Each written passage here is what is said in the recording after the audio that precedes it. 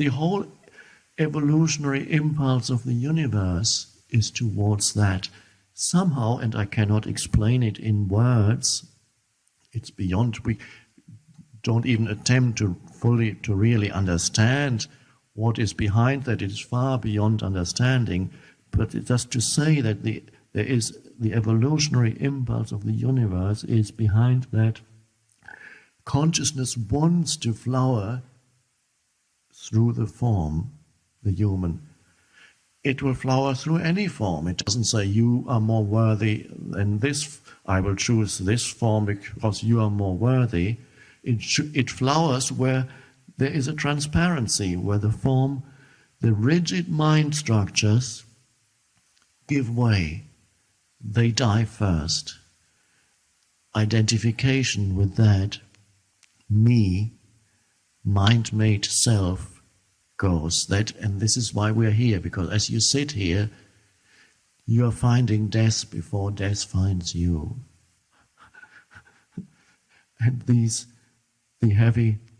the mind structures that you identified with as me, the thought forms die. So the flowering is happening here before death finds you. You embrace death already. But it doesn't matter when it happens. And consciousness will move through. It could be a criminal, killed several people, inflicted suffering on others, and of course on himself. And in that midst of hell, in his cell, waiting for execution, suddenly, inside, the entire structure of the self, mental, emotional structures, dissolves because the suffering is unbearable. And suddenly, something shines through. And now he doesn't care anymore whether the execution happens or not. And there have been cases like that. When this happens, sometimes when people speak about it and tell others about what happened to them, they may use certain words that correspond to their language or culture. But when you look beyond the words, you will see that they all point to the same. And there are some of those to whom it happens who can't even speak about it. They just look at you, and you look at them.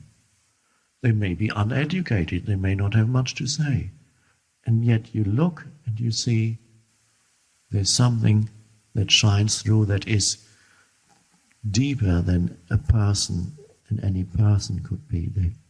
The personal dimension has given way to that. And so it is sacred when that happens.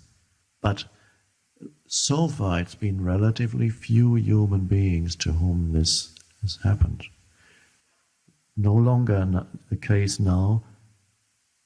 It is the destiny of all humans to go through that transformation. It is certainly your destiny, otherwise you wouldn't be here. The purpose of your life is to enable that to come through you, and it's happening already. So we embrace the death that is here when you surrender to what is. That's the greatest death.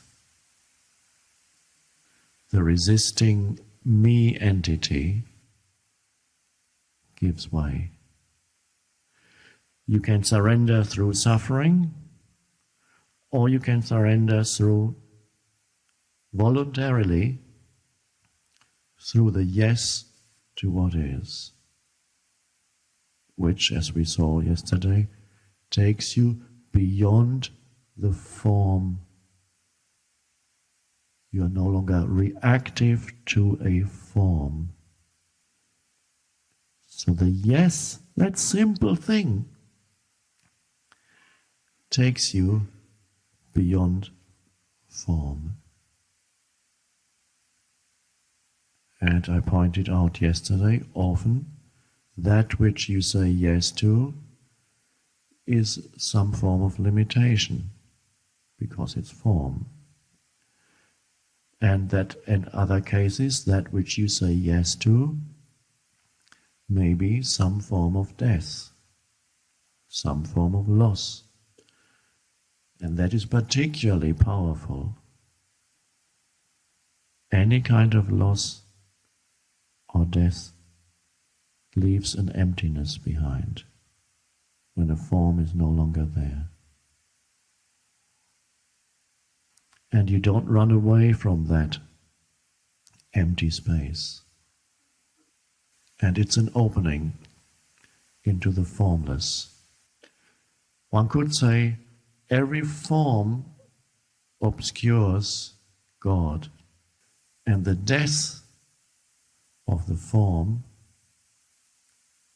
enables God, which is the formless one life, to shine through. Therefore, death has long been recognized as sacred in ancient cultures who had not denied death, whereas the modern culture, modern Western civilization, denies death. It's not, they don't know it's sacred, they don't even want to talk about it. They don't want to see a dead body. You can't, it's not allowed. It's illegal to see a dead body. They would send you to a psychiatrist if you asked to see a dead body. There must be something wrong with you. So death is hidden because the Western culture is totally identified with form, with mind. So the worst possible thing for it is death. Oh my. And even in hospitals they don't know anything about death, where death happens continuously. Old people's homes. Every old people's home, if there is such, would be a spiritual center. The greatest ashrams would be old people's homes, because that is the potential of old age. But it's not recognized yet. So they would be the most sacred places. So ancient cultures have recognized the sacredness of death, not knowing perhaps why. Intuitively, they knew it to be sacred. But now you can see why it is sacred. Because the formless shines through where there was the form. And that can happen when there's physical death, but it can also happen when you die psychologically to the me. And that is the spiritual transformation.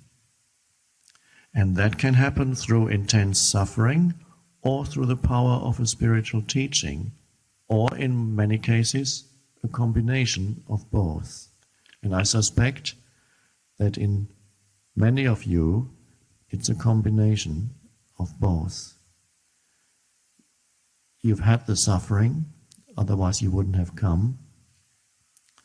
And now there's the power of spiritual teaching, which tells you you don't need to suffer anymore, and you don't need any more time before you can enter the surrendered state. Why would you need time to enter the surrendered state?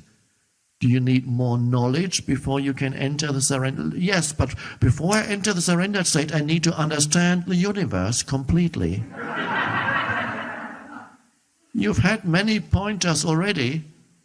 Everybody here has read scriptures, beautiful pointers. No, I have not yet fully understood the nature of the universe. I need a few more years, says the mind. And the amazing thing is a deep understanding happens, not in the way that the mind imagines it. A deep understanding of the universe happens as you enter the surrendered state.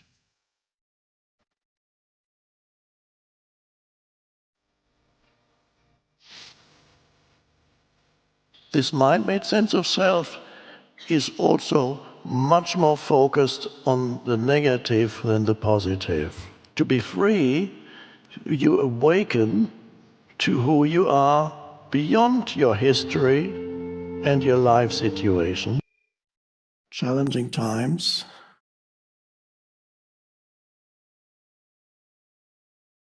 That's what we are living in.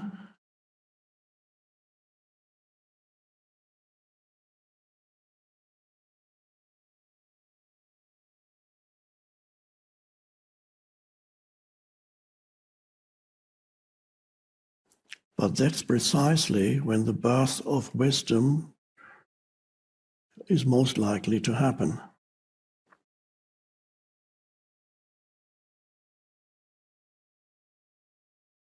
And that's a fact that perhaps many of you can verify in their own life,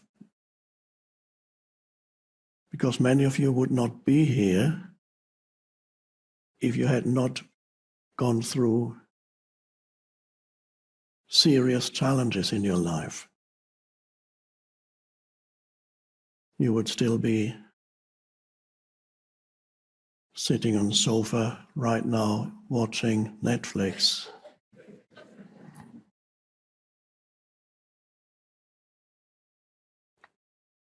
Comfort zones are wonderful when they happen, and sometimes one gets them in one's life. You have when everything seems to be working fairly well or very well. Health is good, finances are okay, work situation is fine. Security, I have my life insurance, pension scheme, investments, all working. Stock market hasn't collapsed yet. Its stock market is doing okay. Relationships are fine. The loving wife, husband, whatever. Children, my children are doing great. They're all successful. It's absolutely fantastic. I have a nice house. Everything is absolutely great.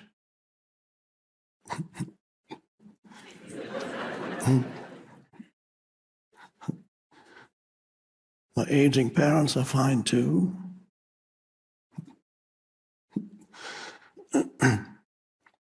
That's a kind of fiction that very rarely happens. And when it does happen, it doesn't last very long.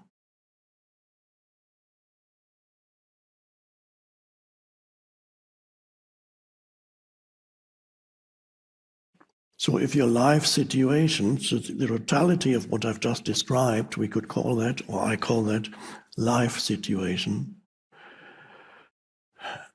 If your life situation is in the way I have just described, which is extremely unlikely that there's a single human being here whose life situation is as I just described, but if it is, just wait a little.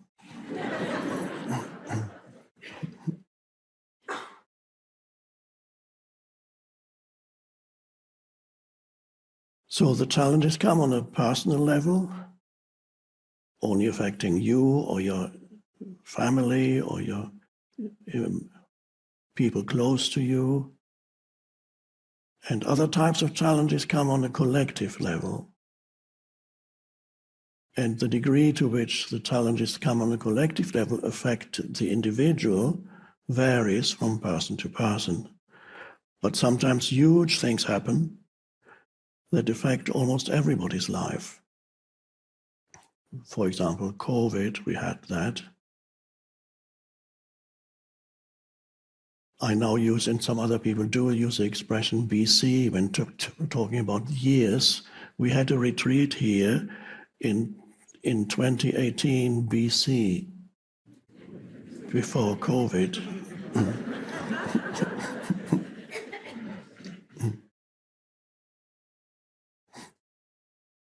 So that affected everybody. Some people obviously, some people died. Others were ill for a while, or for a considerable amount of time. But even if you didn't fall ill, it probably affected you one way or another, to a lesser degree.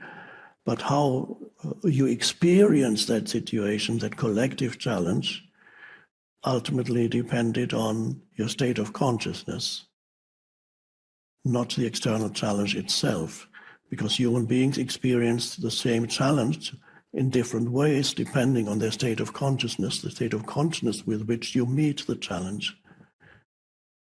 That is more important. In other words, the thing that happens to you is less important, less significant than the way in which you respond to the thing that happens to you. That determines your entire life experience. And that's a very important lesson. We could call that a very important piece of wisdom, that your life experience, the way in which you experience your life, is to a great extent determined by the way in which you respond to the situations that you encounter, and especially the challenges. Challenge is a word for problem. Some people call it problem. Difficulty, bad, something bad. When you call something bad, something that would conventionally be called bad, you call it a challenge, there's already a positive spin on it. And sometimes when it's happening to you in the moment, you may not say, oh, this is a great challenge, unless you're very conscious already. You only experience this is really bad. And then perhaps some higher level of consciousness then kicks in and says, well, is it really bad?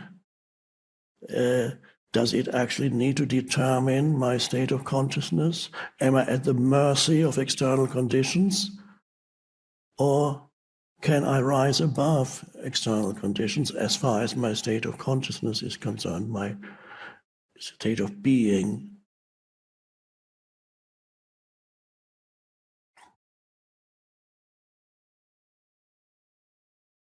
And the French philosopher Jean-Paul Sartre said,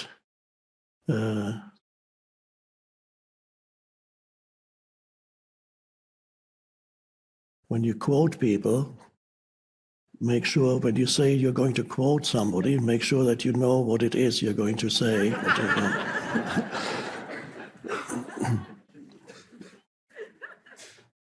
That's another piece of wisdom.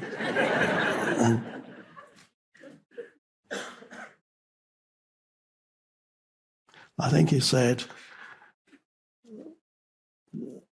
something like, life is what you do with what's been done to you, something like that.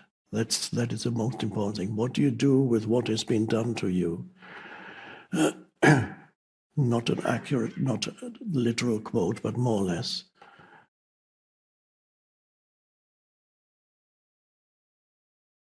So that's already something, even this little piece of wisdom, if you apply it in your daily life, can change everything. The way in which you experience other people. Because for many humans, challenges come in the form of other people. Because the weird thing is, you might have noticed, people are difficult. And many people are very unconscious. Not you, others.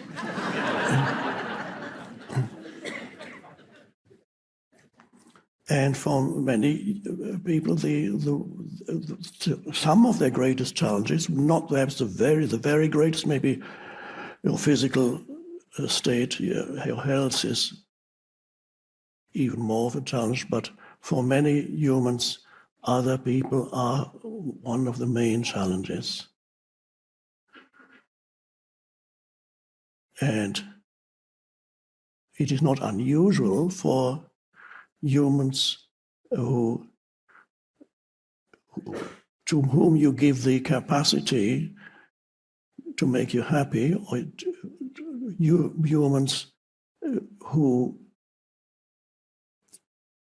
you expect to be made happy by, and for a little while the other human makes you happy. It's called an intimate relationship. When you sign a form, it's called marriage. The human that makes you happy, then suddenly something shifts and turns around, and this very human that made you so happy becomes your enemy and makes you very unhappy. If there are any divorce lawyers here, then I congratulate you, because that is a wonderful job, because you really get to know human unconsciousness at first hand. You encounter humans at their most unconscious, unless they're able to deal with that situation in a more conscious way, which means they are, if not awakened, but they are awakening out of their unconscious state of being of total identification with the ego, because that is the essence of the unconscious state, total identification with the ego.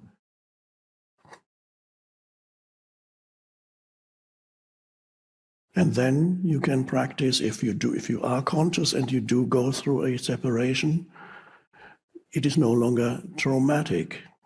It doesn't have to be traumatic. It becomes particularly traumatic if both are unconscious. Now, I had quite a few questions about, well, two things. One, quite a few questions about the refugees or migrants that are pouring into Europe. How there's some here that I picked at random, and then there are others. How best to be in a state of compassion and so on. It's already wonderful to see that there is a lot of compassion, especially in some countries, like Scandinavian countries, Germany, and so on. There is a lot of openness and compassion towards the suffering of others. And it's heartening to see that.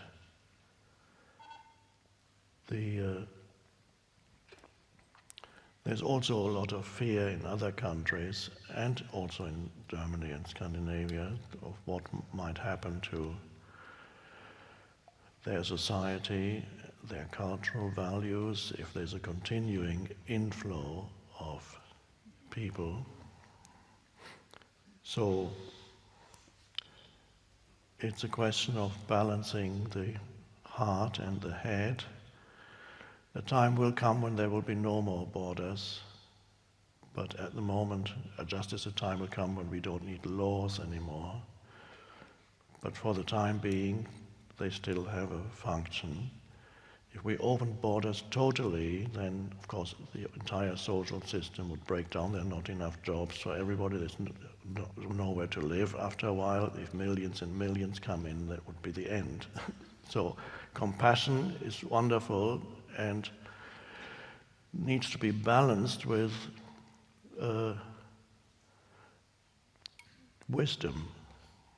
Compassion and wisdom.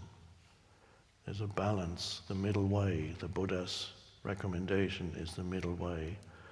The challenge is initially on a physical level, finding accommodation and work. A greater challenge is the integration, which hasn't really been done very well in most countries. So they need to focus on that, because if they don't focus on the integration, it could lead to huge challenges, which would be fine too, because humans evolve through challenges. But if you can have wisdom, then you no longer need a huge challenge to develop, because by applying wisdom to a situation, which means a balanced view, by applying wisdom to a situation, you prevent it from becoming a huge challenge. And if you cannot apply wisdom to a situation, then it will become a huge challenge, and that will be fine too, because humans evolve through challenges. Wisdom usually means that, yes, there still be challenges, but you don't create gigantic challenges for yourself. In the absence of wisdom, you do. That's so it's an interesting fact that not only for individuals, but also for the collectives, there's a continuous, one thing after another arises. Oh no, now this. First it was Greece, it was the big challenge, and now you have an even bigger challenge. It's as if some script writer for the drama, the collective drama, infinitely creative script writing. Okay, what can we do now for the next episode of humanity? Oh, now let's give them that. It's a challenge for, of course, for the refugees themselves. It's a huge challenge, and for the others where they go to, it's also becoming a challenge and could become a huge challenge. Mindset. These people come from different places that represent different forms of conditioning of their mind, just as in the West the mind is conditioned in certain ways. So in the West is only just arrived at certain insights through painful, very painful, insane behavior that they manifest in until recently. They've only just arrived at a fragile realization of the importance of seeing another person's point of view, coming to a compromise rather than wanting my way or our way, through incredible suffering that they inflicted on themselves. They've now arrived at this fragile point where they value tolerance and compassion. And that's been a long road, and it could be lost again easily. It's part of the growth of, it implies some diminishment of ego. In order to practice tolerance and compassion means, on a collective level, there has been some diminishment of ego, and it has happened through suffering that was self-inflicted, through endless wars, culminating in the insanity of the First and Second World War, and genocide, and so on. So all that self-inflicted suffering has finally brought them to this point, and it has been going on for centuries.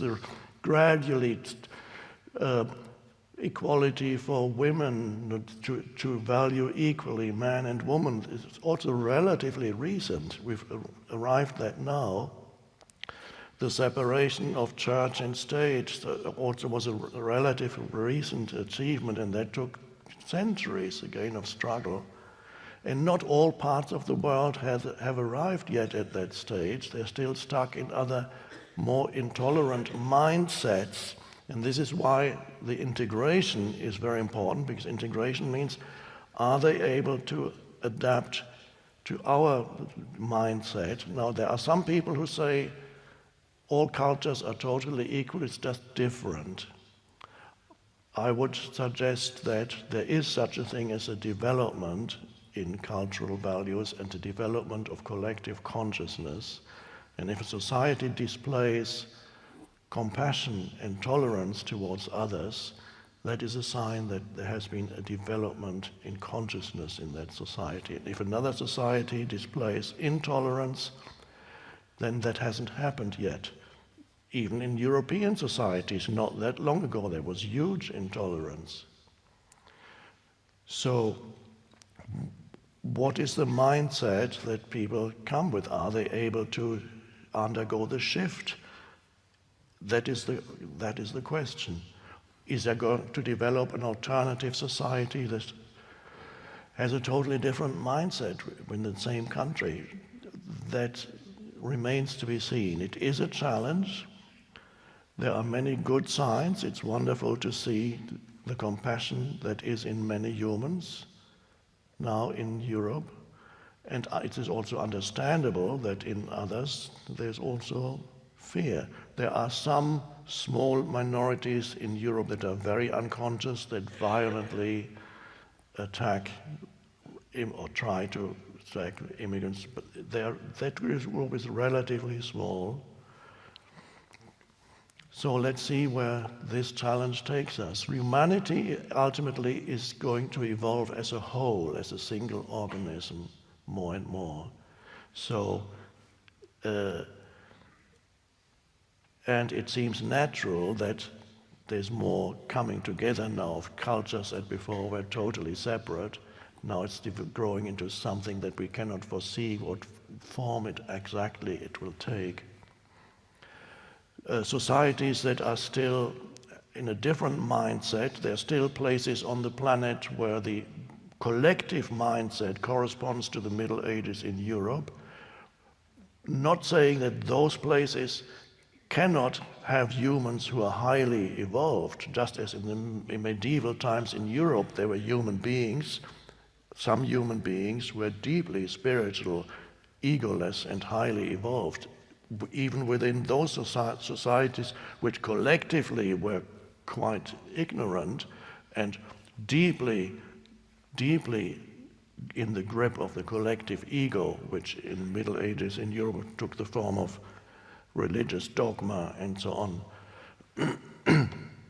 So there are still some societies which are at about that time period, so that the shift can be speeded up if they come to the West.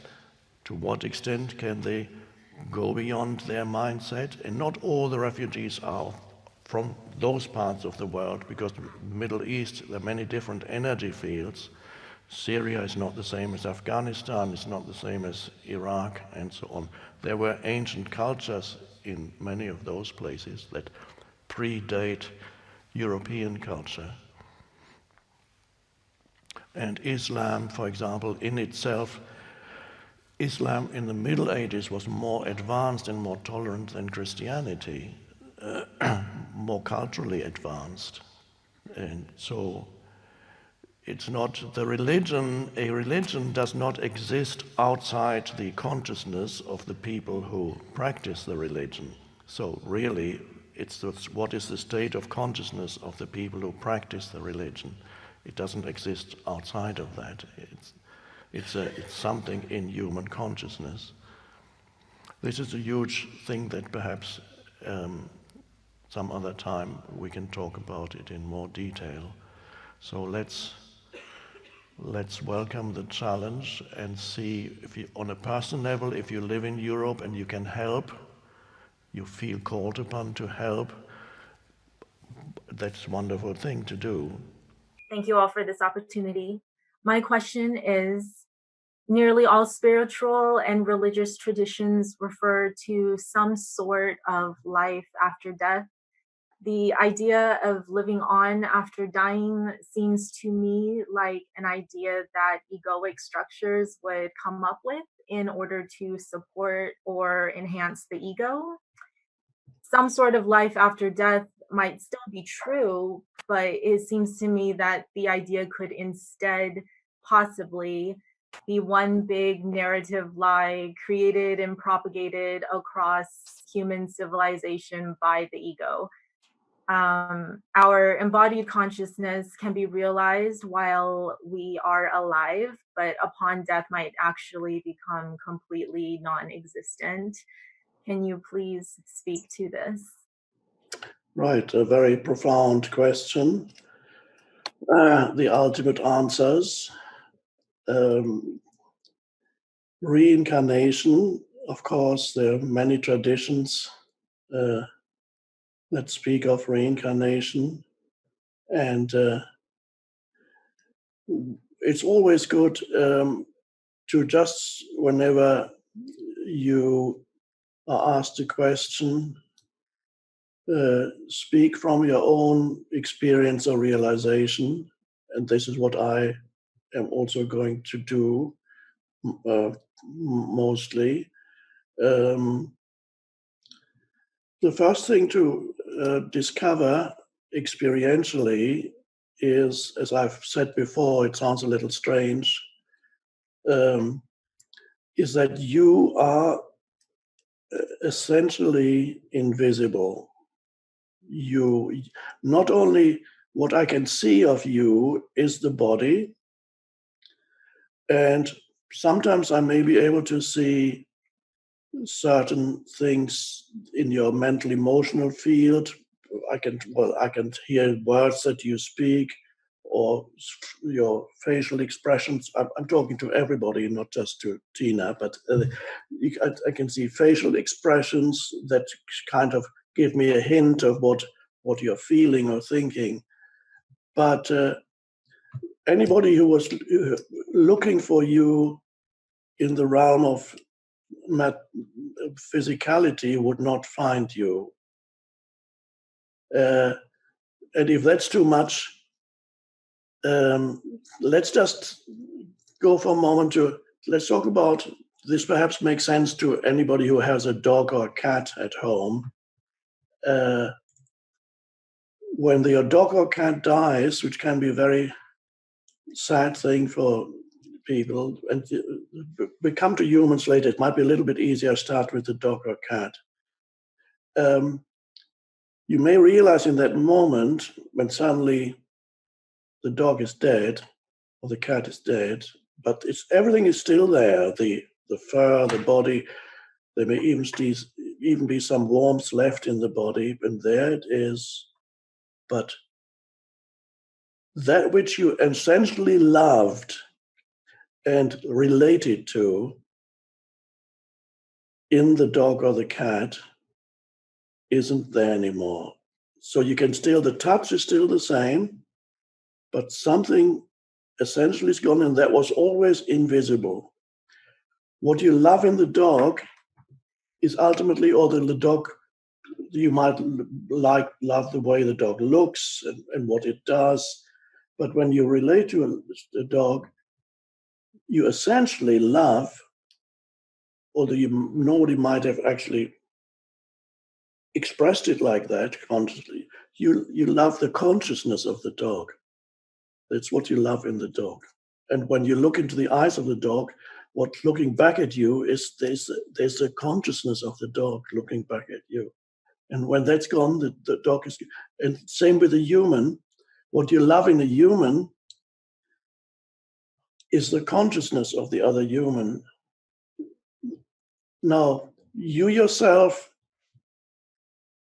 all that is invisible, because consciousness is the greatest mystery in the universe that science still has no idea what to do with it. Cannot explain consciousness, and in most cases avoids talking about consciousness.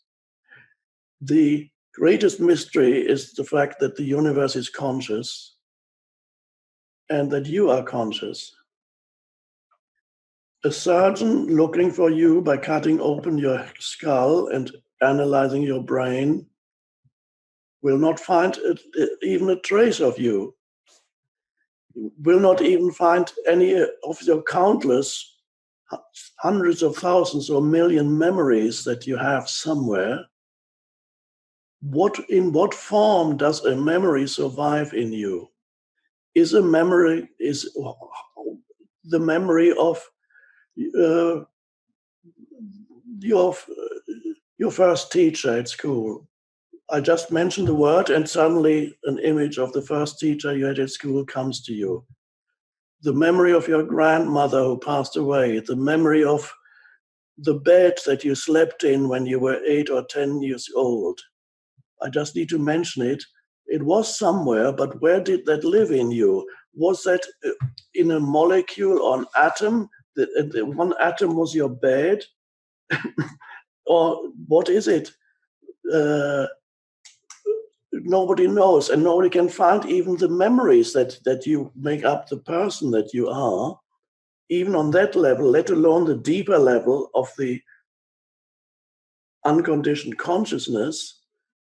Nobody can find you there. You don't exist in the realm of the visible, and not just the deepest essence, even as a person, even the person that you are, which is a mental, emotional construct or entity, even mind and emotion, you cannot find a thought as a material form. So this is why the downloading, as some science fiction predictions, downloading your mind into a computer, I don't think that's going to happen. It's an interesting idea, but it's not going to happen. You don't even know what a thought is. Nobody knows, and it doesn't exist in the realm of the visible. So you are essentially invisible. Now that you can sense that you are essentially invisible, the moment there's a cessation in the stream of thinking, and all that remains is, even though the thought is already invisible, but if you go a little deeper, there's the consciousness. And you cannot see it, taste it, touch it. Now, the important question that arises, is this consciousness a product of the physical brain? Is it produced by the physical brain? Is it possible that the physicality of the brain, which is on one level chemistry, on a deeper level atoms and molecules, so on the chemical level, the chemical soup that makes up the brain, can the physicality produce something non-physical that is consciousness? Or is the entire consciousness an illusion, as some scientists say? It's an illusion that the chemical soup is having. Who knows that? Who is the one that knows that the chemical soup is having an illusion? It's getting very complex now. Is consciousness an epiphenomenon? That's a fancy word for byproduct. Is consciousness an epiphenomenon of the brain, the physical brain? Or undoubtedly there's a connection between the physical brain, physicality, and consciousness, because you can knock somebody out, or somebody could give me a substance that makes me unconscious, or I could fall suddenly on my head and stop talking. Is that proof that consciousness is produced by the brain? Would it be proof if I smash the TV, that whatever you have been watching, or let's say the radio, but I don't know if people still have radios, if I smashed the radio, which had been playing the Beethoven's Ninth Symphony, and suddenly Beethoven's Ninth Symphony disappears. And then I say, this is proof that the radio produces the music. I have been looking for happiness for 20 years now. I've done everything correctly, everything I was supposed to do, but I can't find happiness or joy. Please help.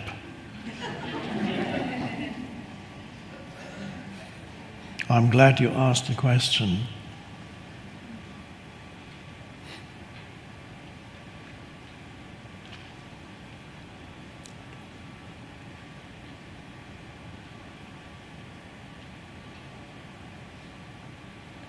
The answer, of course, is very simple. You have to give up your search for happiness. because it hasn't worked in 20 years, so it's not going to work in the next 20 years.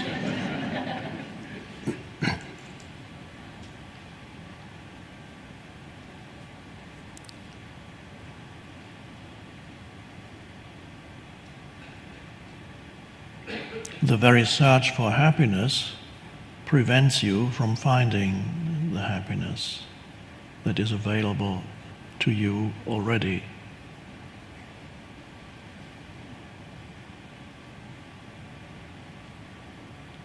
Because the search for happiness implies that you are not fully inhabiting with your conscious attention this moment, and you cannot fully accept it because it is judged as in some way lacking.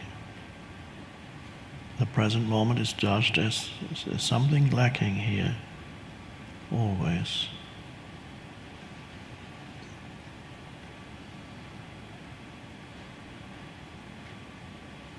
And the search for happiness implies you're looking for some future state. You imagine yourself at some point in the future when you're going to be happy.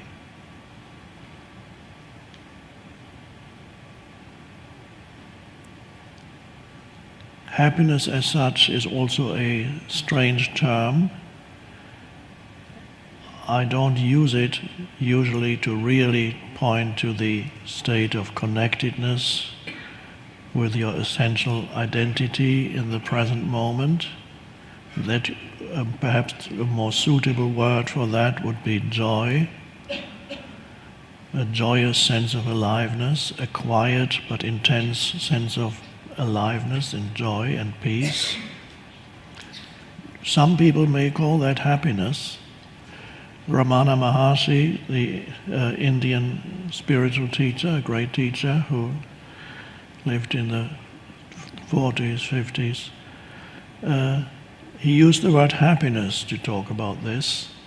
But when he uses the word happiness, he does not mean the happiness, the conventional way in which this word is used. So he says, happiness is your true nature. So you just have to find your true nature, and then you find happiness. And what he means is, find the essence of who you are,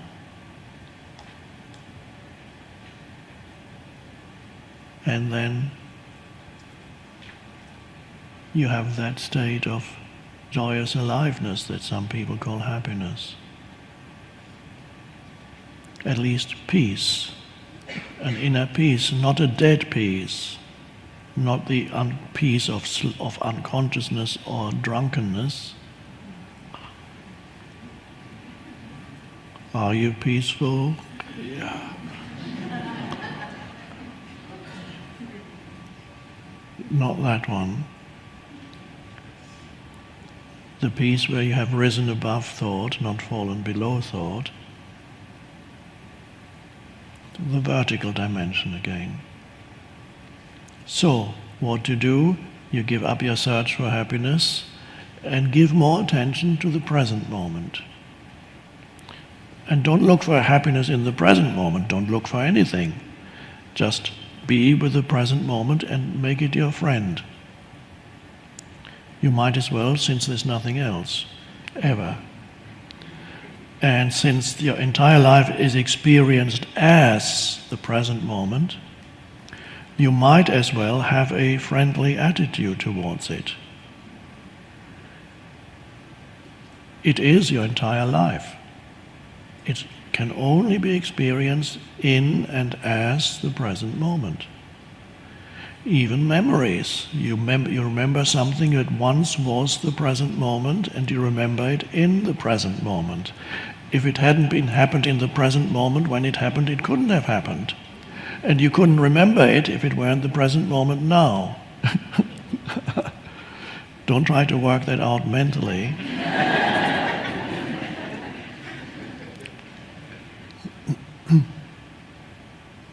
So everything is your entire life is only ever now.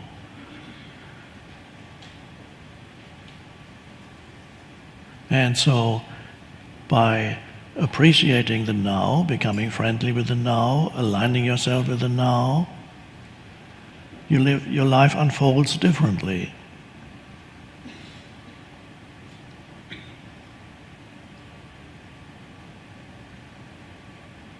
And you appreciate the little things, instead of thinking of the big things that would make you happy if you could only achieve them, including the idea of enlightenment, or whatever else it is, those big things that are going to make me happy. Instead, appreciate whatever is here in the present moment. And then you may find one day that listening to the leaves of a tree moved by the wind, that sound suddenly makes you happy. And you may find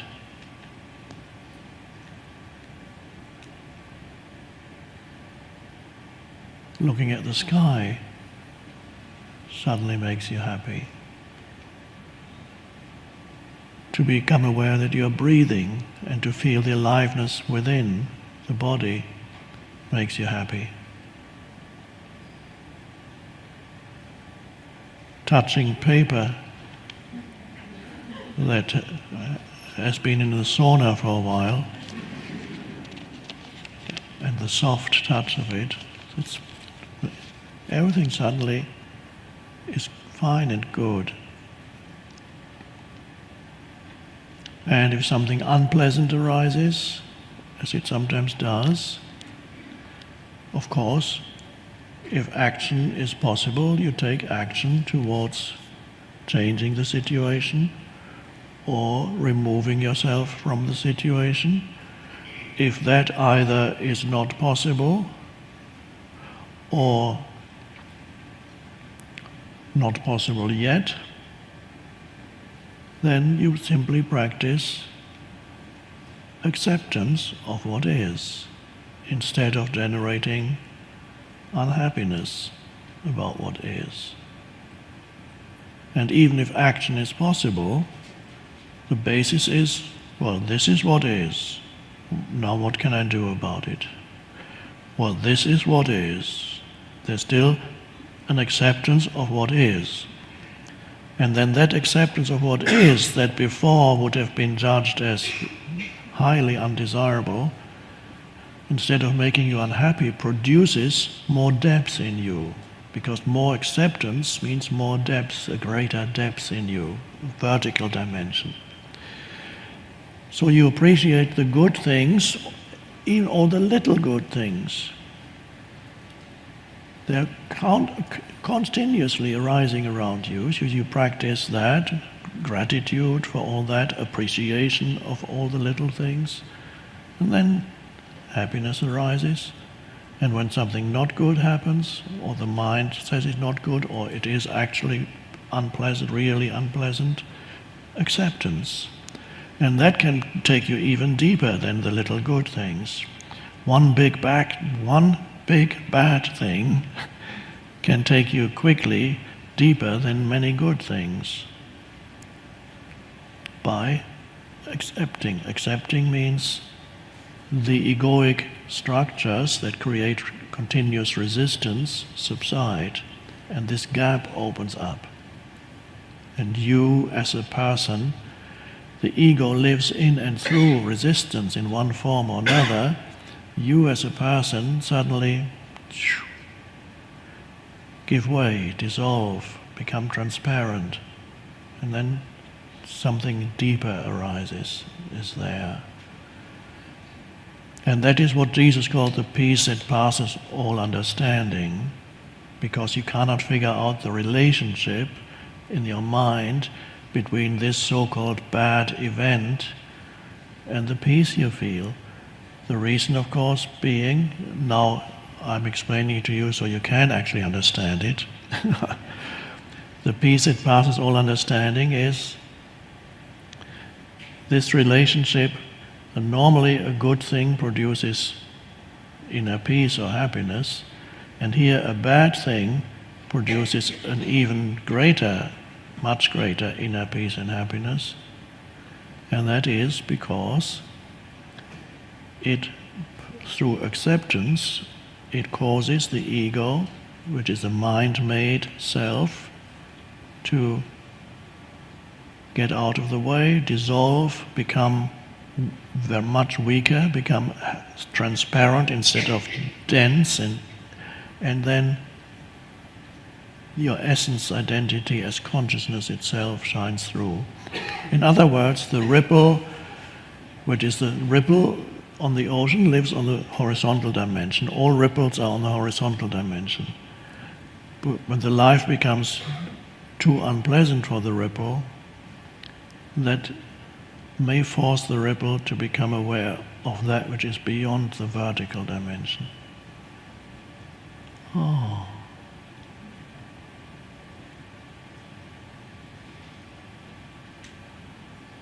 So more present moment awareness instead of looking for happiness, appreciating the many beautiful things, and then also gradually becoming aware of your presence,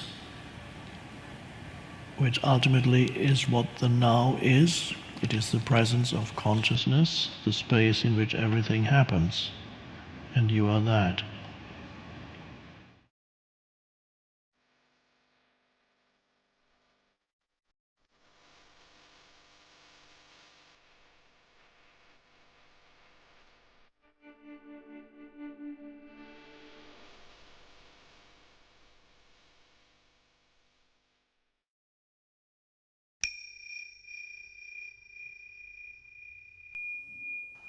Welcome to our live meditation. We are not going to do a technique-based meditation here, but a more natural, spontaneous meditation. So allow me to just talk you into, so to speak, the meditative state of consciousness.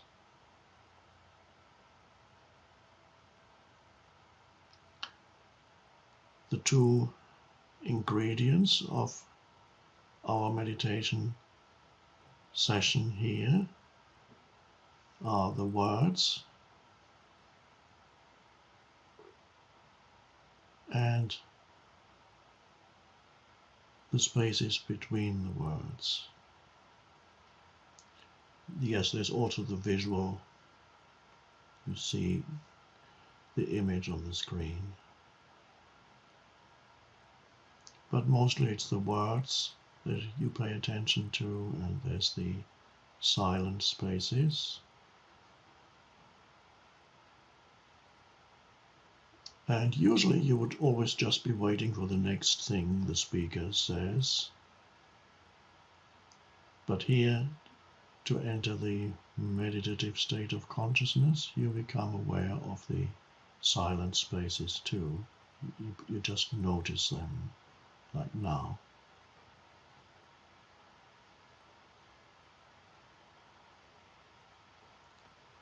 And you may notice that when you notice the silent spaces, for that moment, your mind also becomes silent. In other words, there is a brief cessation of thinking without loss of consciousness, like now.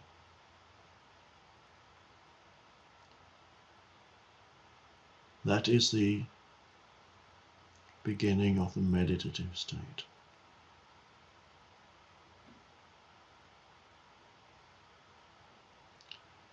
And it may come as a surprise to some of you that although you probably think continuously every moment, almost every moment of your waking life, it doesn't have to be like that.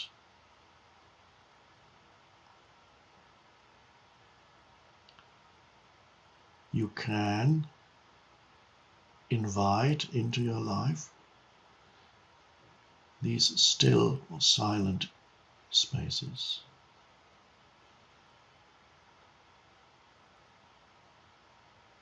In fact, it's absolutely vital, essential for any human to have some access to that inner stillness.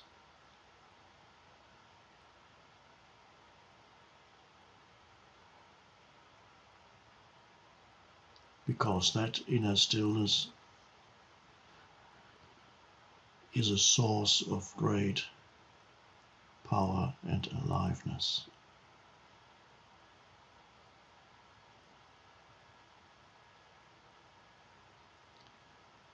And it's also a place where you can sense the deeper feeling of being you.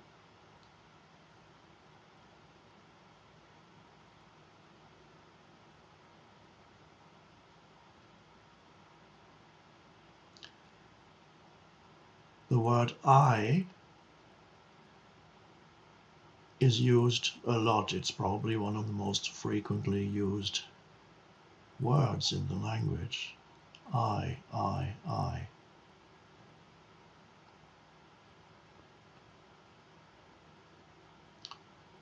And usually it refers to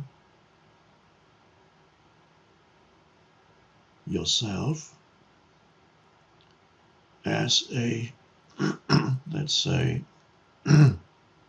historical person, a person with a history. The history of you makes you into who you are as a person, your past. And then it includes the I, refers also, of course, to your current circumstances, whatever you identify with, whatever you derive your sense of self from, whether it's possessions, or you can derive your sense of self from your possessions. You can also derive your sense of self from your lack of possessions, which could be interpreted as either that you are worse off than other people, then you have a sense of identity there, made up of certain thoughts. Or it could be interpreted, the lack of possessions could be interpreted as I am more spiritual than all those people who have these possessions. Which again, it's a sense of identity based on a little story in your mind. And usually the word I refers to that mental entity that consists of things that you, over a period of time throughout your life, have identified with mostly, and those things become your sense of who you are. Successes, failures, relationships, possessions, status in society, things that other people did to you, you did to other people. All those things become mental stories, and they give you your sense of self, and this is what usually the word I refers to.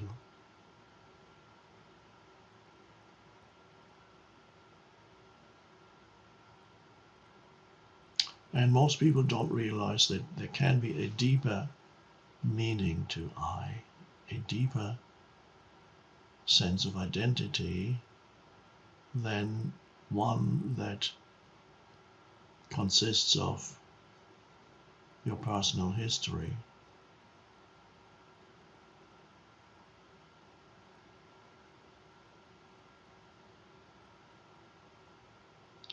And meditation, in a wider sense, or the meditative state, is here to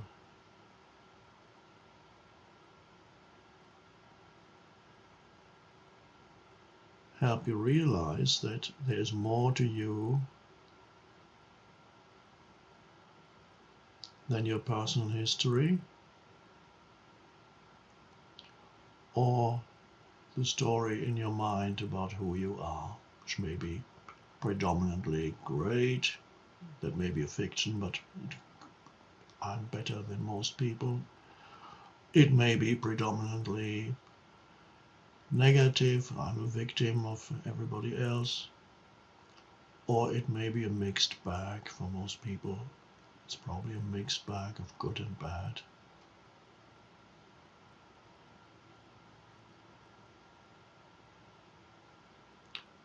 But if you never go beyond that sense of self, that's a very limited existence, but that kind of limited existence is normal. Whenever you watch movies and so on, it's usually about people who lead that kind of limited existence, although there are some movies occasionally where you see a glimpse of something else. That's the spiritual dimension, that's going deeper within, as we're doing now.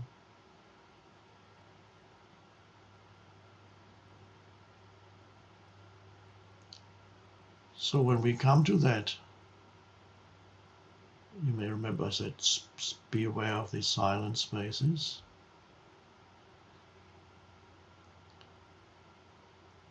Even though they may be short.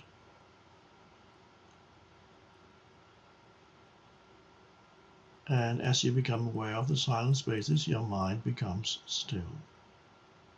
Just for that moment, like this moment.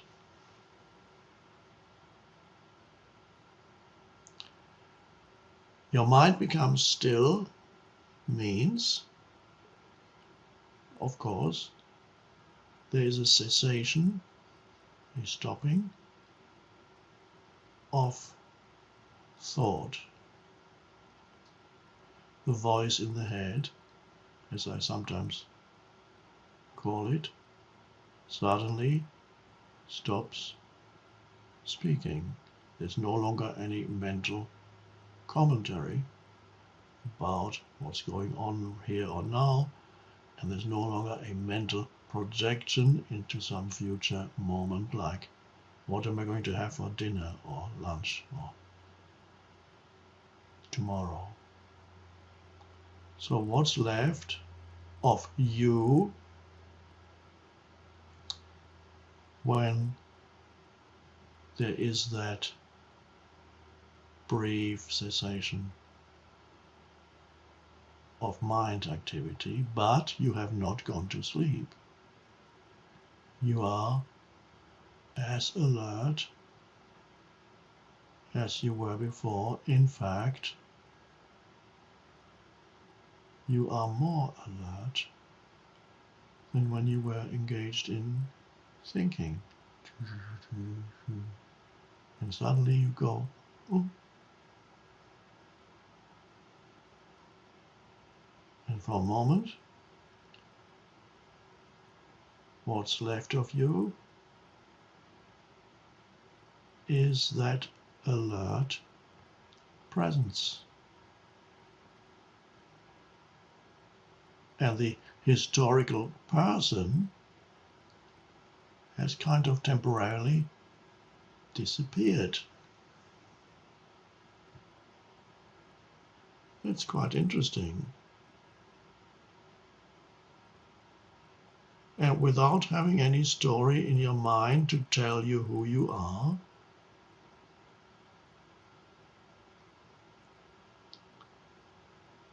you nevertheless get a very strong sense of beingness or presence. You can sense that there is a presence. And of course that presence is perceiving through that presence is the background to your sense perceptions. But right now you hear the voice, you see the image on the screen, but no particular commentary on it. You can move and be at rest at the same time. You can rest in the stillness within and move externally. And that's another way of looking at connectedness with being while you do.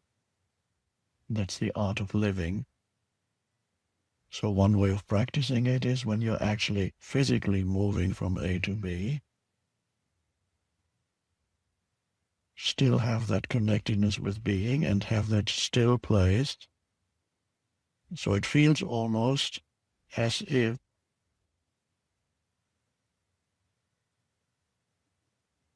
the world is moving around you, the scenery is moving, and you are never moving inside. It's a bit like if you were watching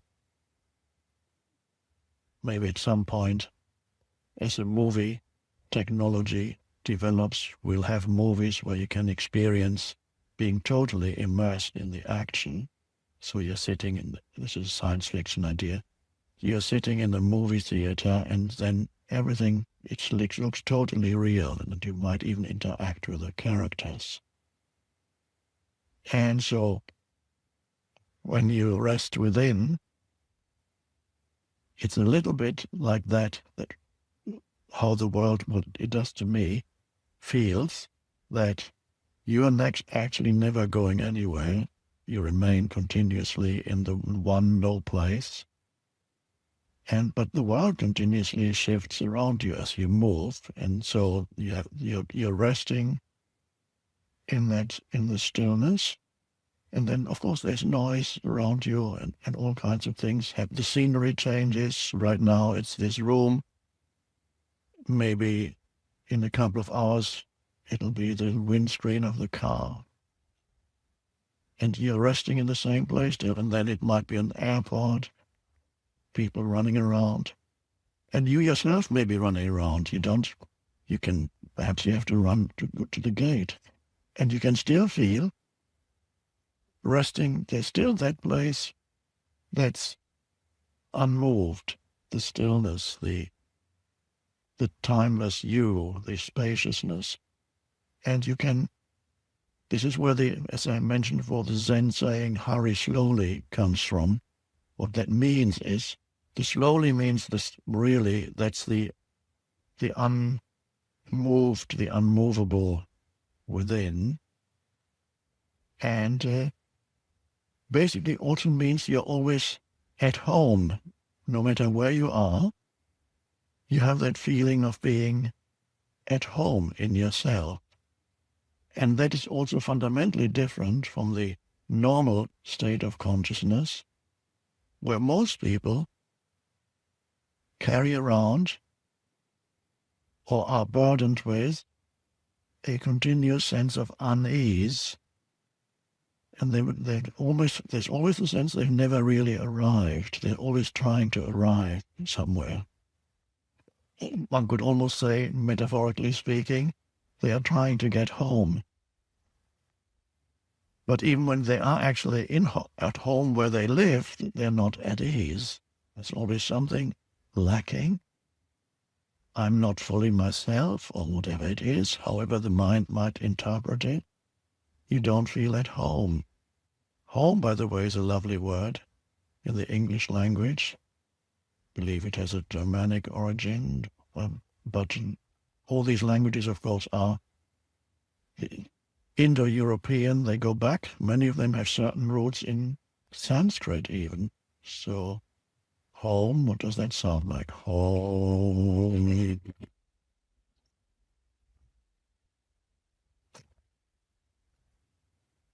Home.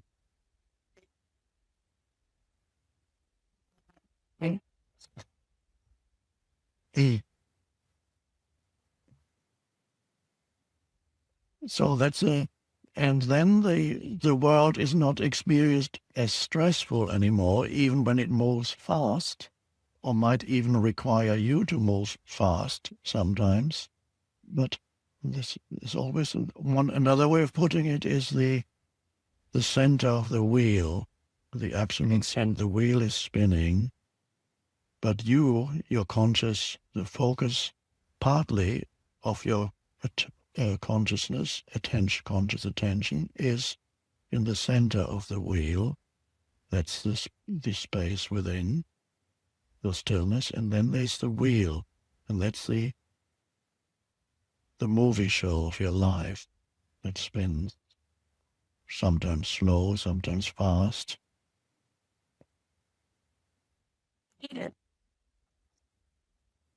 And then it slows down again, but it's always doing something. So, and this may also help you, because a few of you or many might feel a little bit sorry that the retreat is coming to an end. Whenever something ends, it's a little death. Even saying, I mentioned it somewhere in a book too, even saying goodbye to someone is a little death, a temporary, because one situation comes to an end. And this, as I mentioned, I believe in the New Earth or Power of Now. Most languages to say goodbye, it's a word, the expression they use is see you again. Or the wow, auf Wiedersehen, arrivederci, see you again. Later, alligator. And was that? But making sure this is so, just as an affirmation that, okay, this is not the last time, because to cover up this feeling of sudden emptiness. Now, if you realize that this place within is what this entire retreat is about, being rooted in that, at the center of the wheel, or the unmoved, timeless, unconditioned stillness, consciousness, whatever pointer works best for you.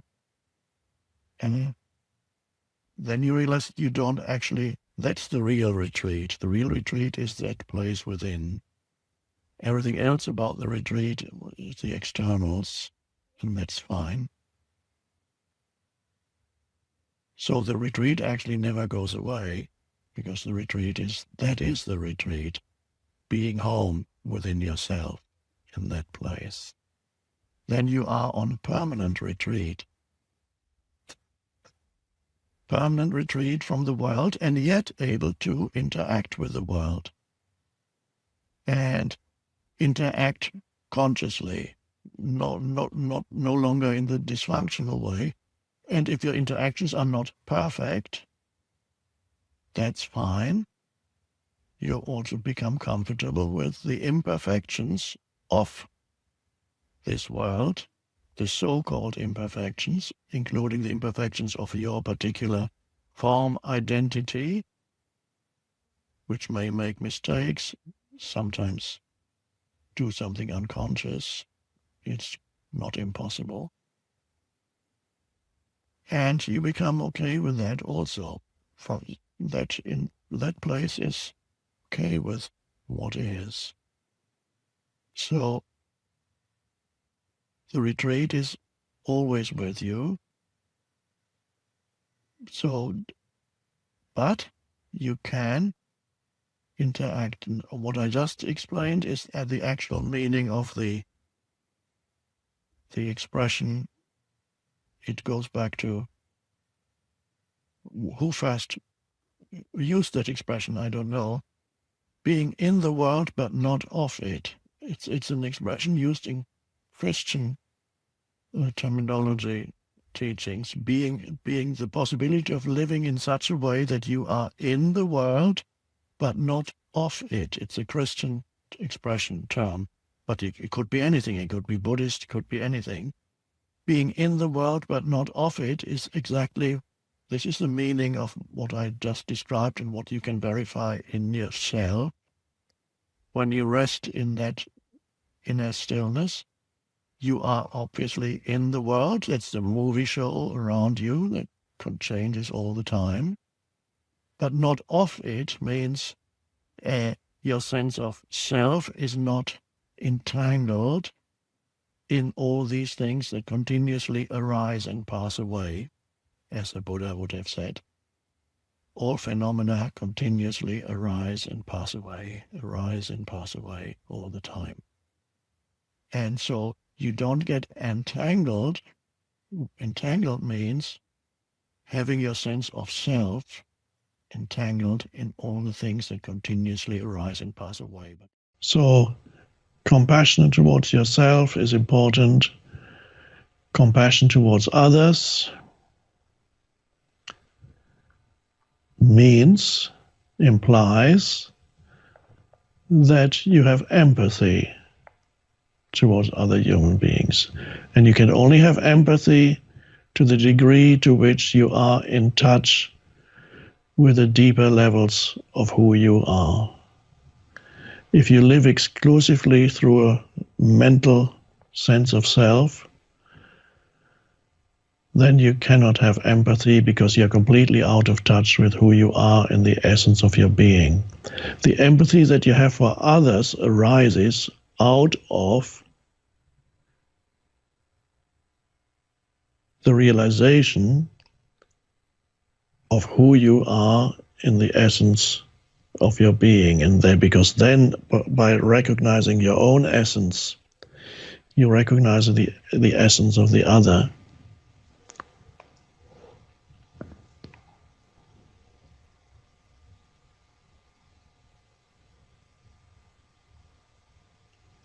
But I wrote I believe in The Power of Now, that there are two aspects to compassion.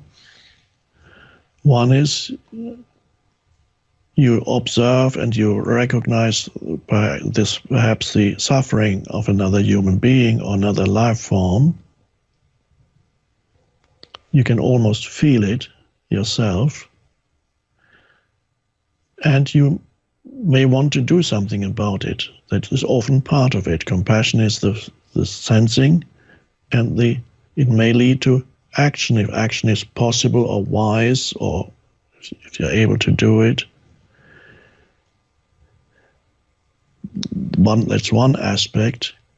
The other aspect of compassion is not normally talked about, and that is to sense the essence of the other person underneath their suffering.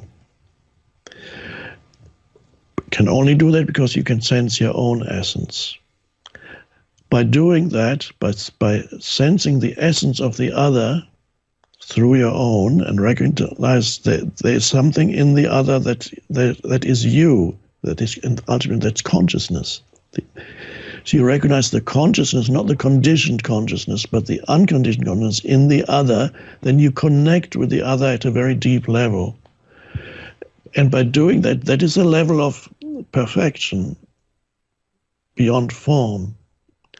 Then you recognize there is a dimension, a transcendent dimension in this human being that may be in suffering. There is a transcendent dimension of that human being that is beyond the suffering, but that human being may not know that. But you recognize it in the other. Then you still feel the suffering also of the other, but you don't lose yourself in the suffering of the other. You recognize the suffering for what it is, but it does not draw you into suffering also. It's just on this, something resonates in you, resonates with it, but you are not drawn into suffering by the other person, because you are connected with the transcendent dimension in yourself and the other. But now you can truly, because if you are suffering too, you cannot be really of real help. You can truly help the other, if help is possible, that if you are connected to the transcendent level at the same time.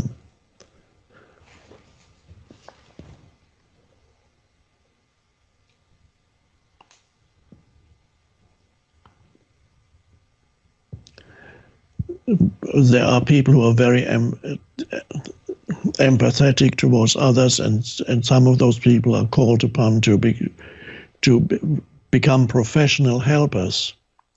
You might become a therapist, you might become a social worker. So it's often people who have a lot of empathy for others. They choose helping others as their profession. And many of those people at first, they are happy with what they're doing, but many of them actually after a few years experience burnout, experience depression. The suicide rate among psychotherapists and psychiatrists is quite high. So they lose themselves in the suffering of others and make it their own. That is not something that you want to do, and is not something that is necessary. And this is particularly important, perhaps now, what I'm saying now, to hear for those people who are professional helpers. The essence of who you are needs to be always in the background of whatever you do, whatever action you perform, whatever words you speak. You need to stay connected with that deeper essence so that there is a peace and a fullness, the fullness of life, as Jesus called it, that you can sense that core of yourself as consciousness. You are consciousness. And the other also ultimately is consciousness, going through the dream of suffering, ultimately, the nightmare of suffering. And you do what you can.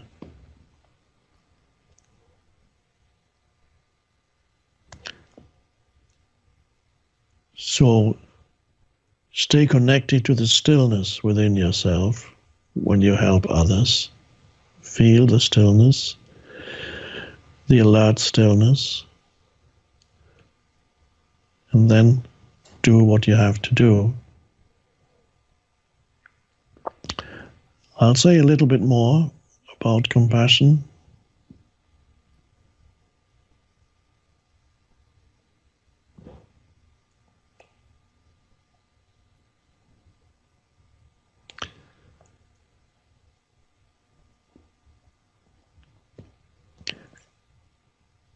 Compassion needs also to be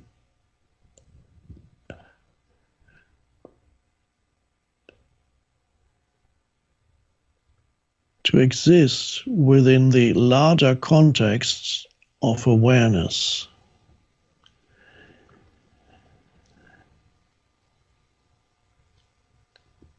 Compassion is a wonderful thing. It is a sign that you, as a human being, have already evolved beyond complete identification with form. So it's a wonderful thing. Nevertheless,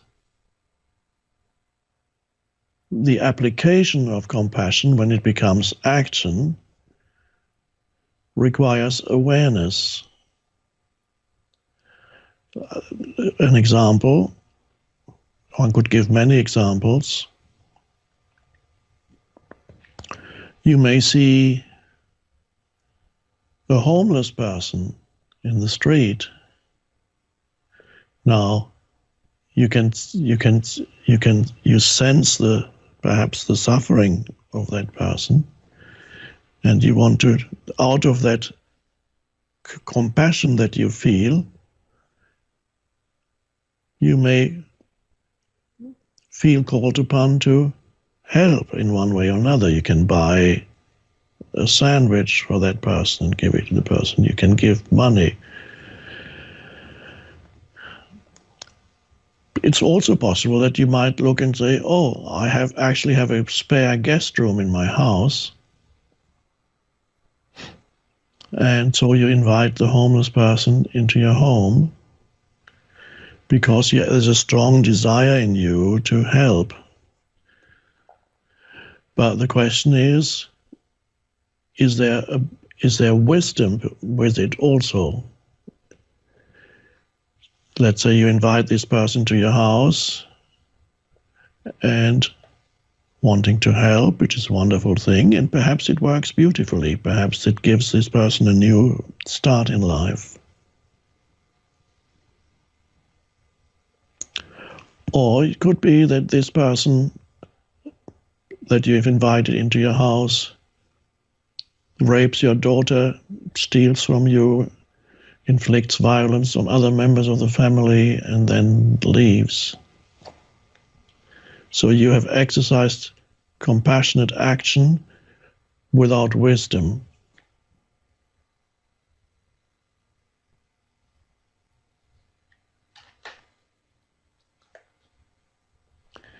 So what it is that you do as compassion arises, it requires wisdom. In what way can I help this person?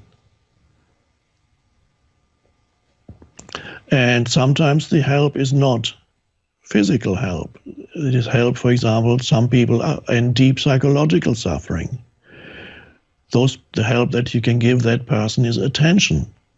You can listen to them, and perhaps out of this attention that you give, which is presence, this is what they need, perhaps help arises through something that you say to them. This how I started as a spiritual teacher. People came to me, they asked questions. Then I said things.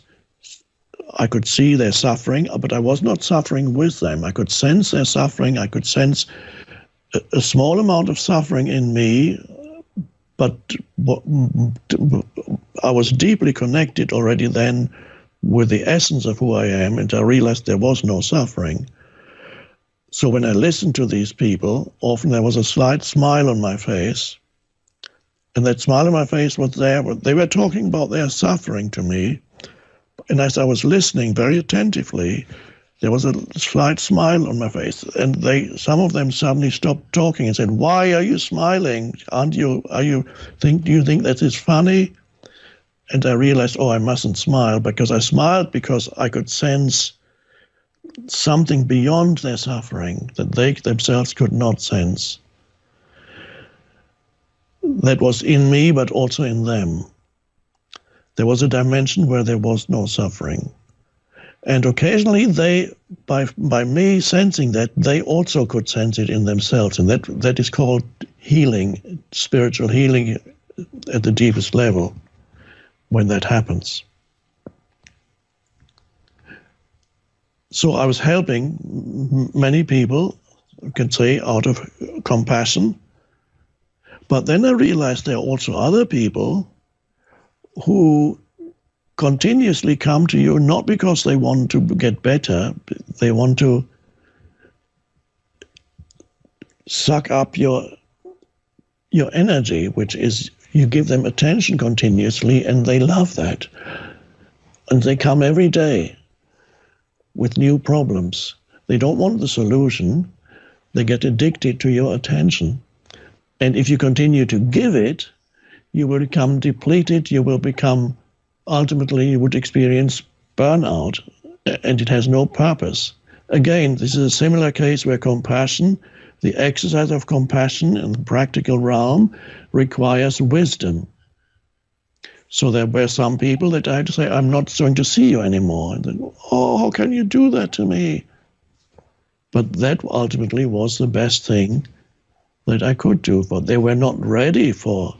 But perhaps of what I said to them when I did see them, perhaps some of that remained in their mind, and at some point it actually did change their lives. I don't know. But here again, helping people is great. Being used by others who are unconscious beings, instead of looking for their own being, looking for the source of all aliveness and energy within themselves, they look to others to give them that aliveness. So again, wisdom is required here so that you don't exercise compassion stupidly. No need to think right now. There's nothing to add to this moment by thinking about it. So all that thinking would do is obscure your awareness of the present moment, which means obscure your awareness. If you have problems waiting for you, you can think about them when we finish.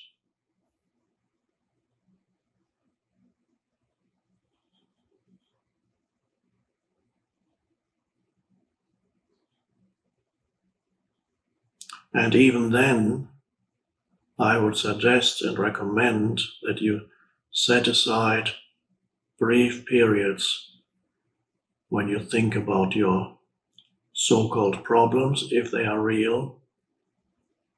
In other words, a real problem is a situation that you need to deal with either right now, in the moment when it arises, in which case it's not a problem, it's a challenge, or something that tomorrow you may have to do, or next week, or next month, and you may have to think about what you're going to do to the extent to which it's possible to plan, and set aside a period of time when you do that. And then, when that's done, come back into present moment awareness.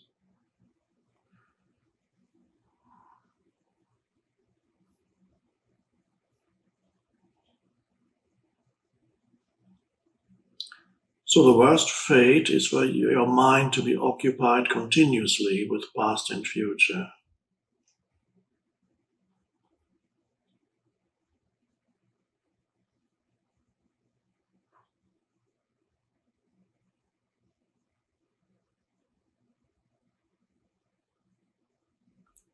And as you know, past and future exist in the mind.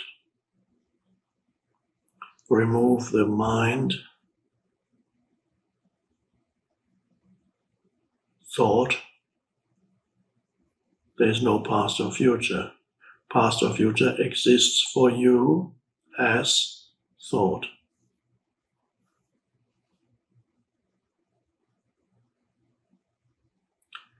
It's indispensable for dealing with the practical aspects of life,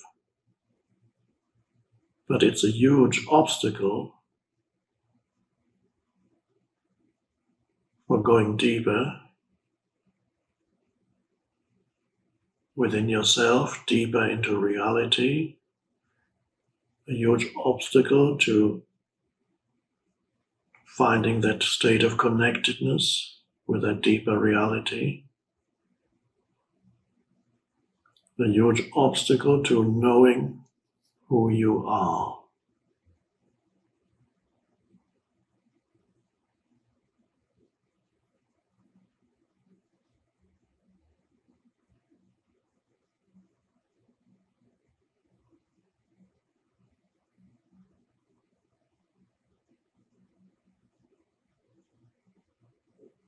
So right now, all you need to do, and there's no doing, we just use the word, all you need to do is look at the image on the screen, listen to the words, which are all pointers, signposts. And as you look at the image on the screen and listen to the words, be aware also of yourself as the still space.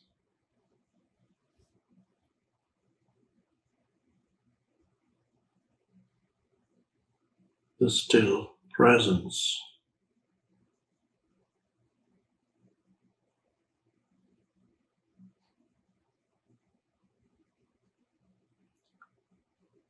Without which you would not be able to look at the image on the screen or listen to the words. It's only because there is that light of presence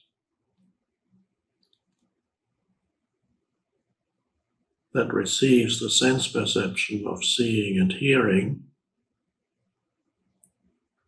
that there can be seeing and hearing. The moment you start thinking about past and future, the moment you start thinking,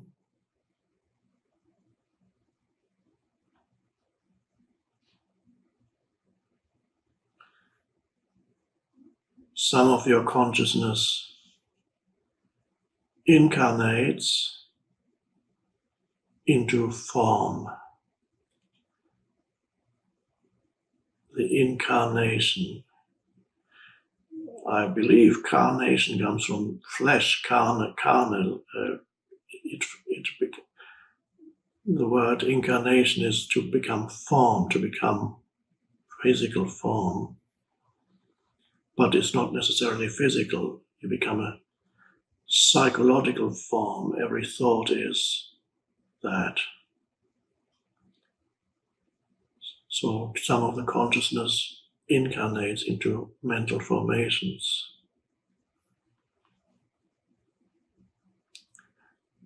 And that's okay. There's nothing wrong with that. It's a good thing that you're able to think. It's not a good thing to lose yourself in the thinking. Why is it not a good thing? Because it makes your life miserable.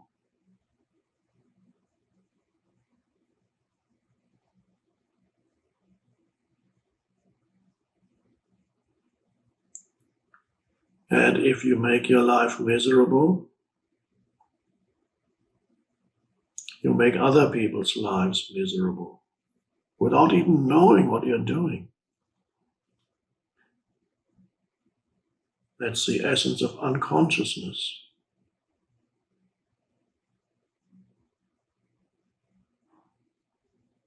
The really unconscious people, which is still millions, billions on the planet, they don't know that they are making their lives miserable and other people's lives miserable.